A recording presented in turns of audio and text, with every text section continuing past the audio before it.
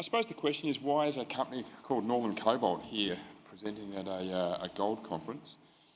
If I can just get the next slide. Thank you.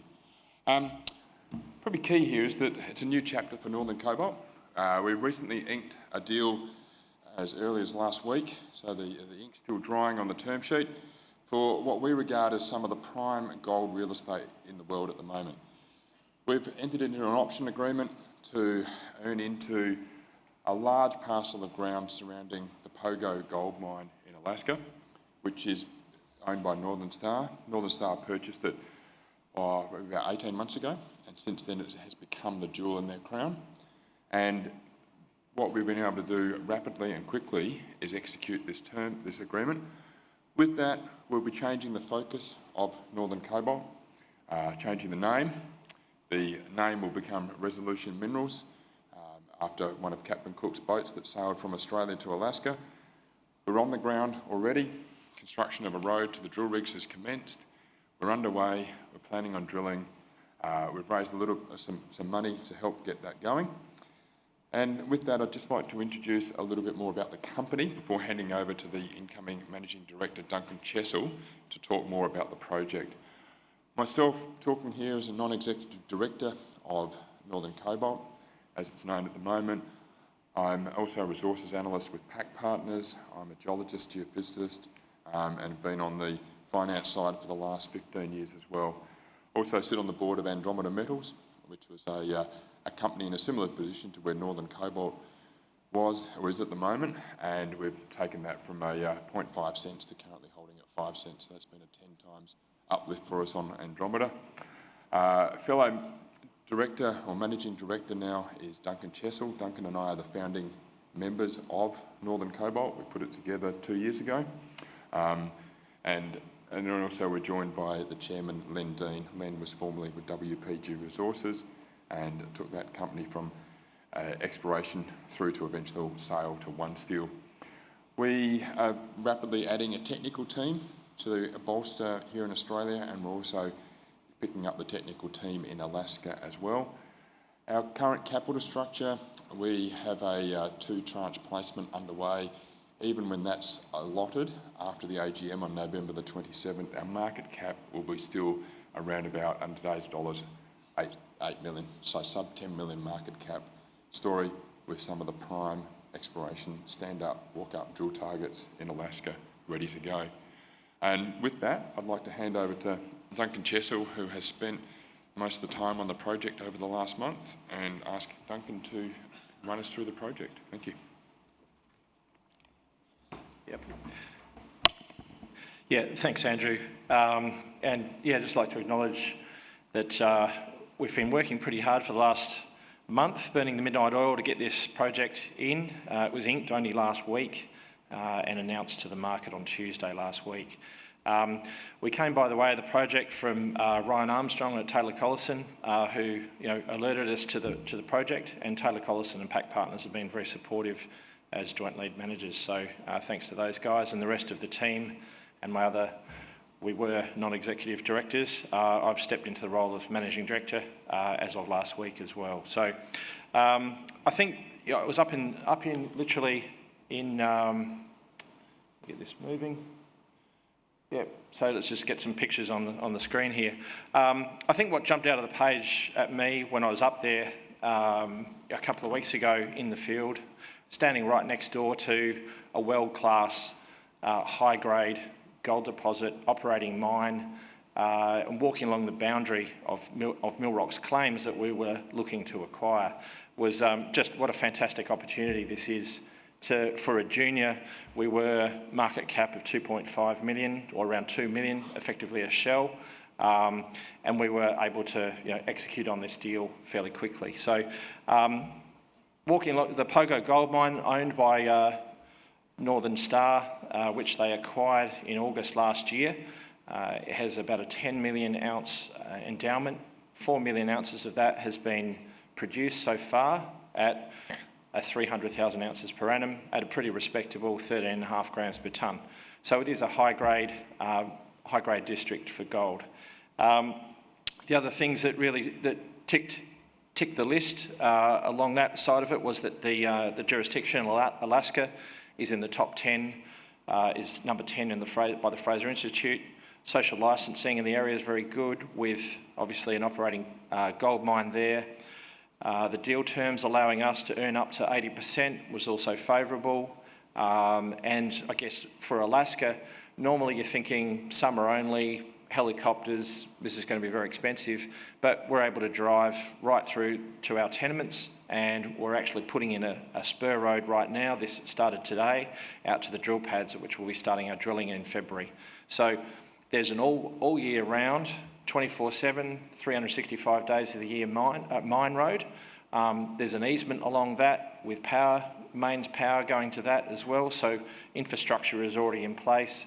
And as I said, social licensing is pretty good in that area. So it ticked a lot of boxes, and that's when we, a few weeks ago, got into a competitive bid process with a number of other companies, and we were able to, with the support of our brokers, we were able to pick up the project. So where is it specifically? It's near the Canada border. It's around about 120 kilometres from Fairbanks, the second largest city in Alaska, which has an international airport and is a very well-known mining jurisdiction from many years ago. It's part of the Tintina Gold Province, which hosts over 100 million ounces of gold endowment from such deposits as the Donlin Creek, which is 45 million ounces. So it's in a pretty good jurisdiction. It's in a good address, and I guess close to some good infrastructure there with mains power, etc., running through the site. The Goodpaster district itself, with the Pogo Gold Mine, the yellow dot right in the middle there, is just in the middle of your screen.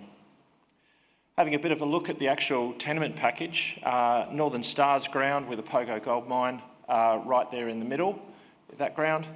The blue is the 660 square kilometres of ground around that, which we now are earning in on. And I guess that by way of how did we actually get a hold of such a good patch of ground, and the people we're working with are Millrock Resources, which are listed on the TSX. They're really based in Anchorage, the American geologists there. They have this project generator model. Now, an Australian junior would pick up the ground and they would just raise cash and be drilling themselves. But their model is different, and so the opportunity for us to come in and earn in on the project, they don't dilute, they don't raise capital themselves, they bring other parties in. So they keep they're looking for really a long-term royalty stream is where they're heading. And hence that's our opportunity. What's been happening in the district in previous years, the mine was actually discovered in the 90s by Sumitomo. There was a significant amount of work, spending about $15 million from about the mid-90s through to 2010 by a number of other explorers. They've spent $15 million acquiring a lot of geochemical data, and that's given us a fantastic sort of base to build our exploration from. And I guess while our initial focus is going to be on, and I'll get to that in a moment, is on the Goodpaster prospect, the West Pogo area, right alongside of the Pogo mine there, this area in here, the West Pogo focus area, that's where we're going to be spending about 7,500 metres of diamond drilling starting in February next year, so pretty soon. We also see some significant upside to east Pogo, South Pogo, down here at Eagle, Shore and LMS. There's actually, and as Northern Star has put out in some of their releases just recently, they see this as being the potential for a camp scale opportunity. They see multiple deposits, and certainly some of their exploration results of late suggest that they're well on track to announcing some more results. The Pogo style of mineralisation is worth mentioning very briefly. It's basically vertical feeders bring the gold-bearing fluids up from these granite intrusions. Typically, 100 million years age throughout the Tintina belt is the standard sort of process. If you're in that age of mineralisation, you're in the right rocks, which is what we have at Pogo and certainly on our ground as well. The mineralising fluids come with these vertical feeders. These are quite narrow and they weren't previously mined by Sumitomo. And what the real kind of gold, the real juice, all comes out in these dilational structures, these flat-lying sheets, stacked sheets, sort of 5 to 25 metres thick, and there's just stacks and stacks of those. And that's what the Pogo mine is exploiting at the moment, and that's what we see next door. So some of the drilling on our site has probably gone across and tipped the top of this, but they haven't drilled deep enough. And so where we're targeting is the flat-lying mineralised structures and drilling some deeper holes into those. This is where it starts to get very interesting because you can start to see the surface projection here of Northern Star's Pogo mine, 10 million ounce endowment. The Goodpaster prospect recently announced only a couple of weeks ago while I was actually literally in the field, and I was walking along the boundary here, and we had 3 of Northern Star's drill rigs here, here and here, and they've been drilling for 18 months continuously all year round, drilling out some of this and some further exploration upside in here we believe, not yet announced. They kicked it off a couple of years ago with Sumitomo announcing a 2 ounce hit there. We've also got up to, and then more recently, these guys have had 2, 3 and 4 ounce results, which I'll get to in a moment. So we see the surface projection of that. Our proposed areas of interest here and drill targets are these 2 areas here.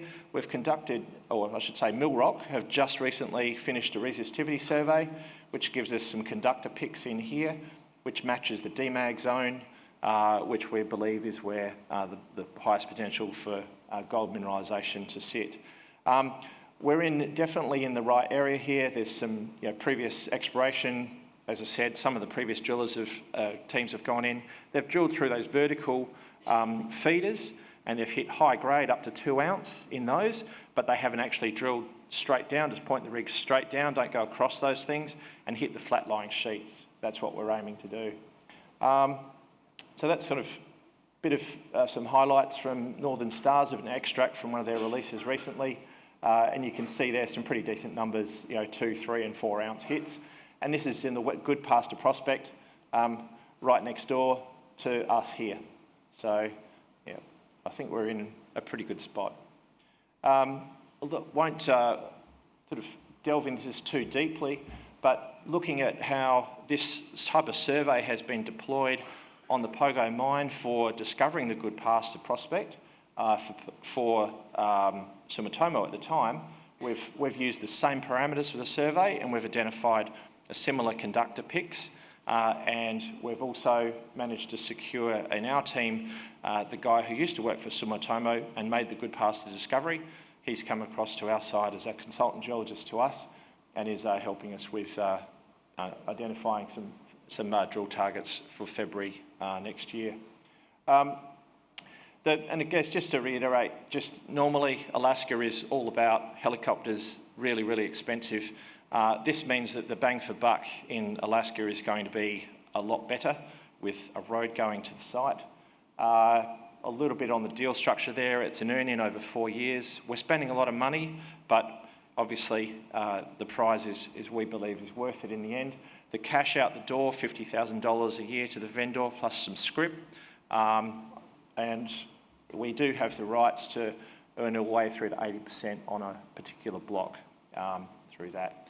Running out of time, so I'll just quickly hit the highlights is that we're constructing the road right now.